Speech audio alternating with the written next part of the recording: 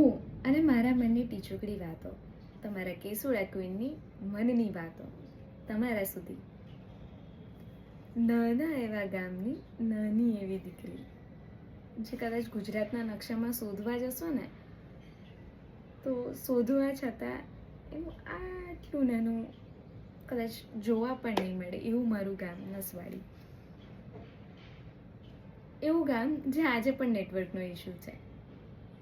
એવું ગામ કે જ્યાં તમે રહો ને તો પ્રકૃતિના ખોળે રહેતા હોય ને એવું લાગે. અને એ જ પ્રકૃતિના સૌંદર્યમાં મારો ઉછેર થયો. એટલે જંગલની જડીબુટ્ટી વિશે ઘણું રિસર્ચ અને પહેલાંથી નોલેજ ખરું. મમ્મી બ્યુટી ઇન્ડસ્ટ્રીથી બિલોંગ કરે એટલે એમને પણ ઘણા સજેશન આપેલા.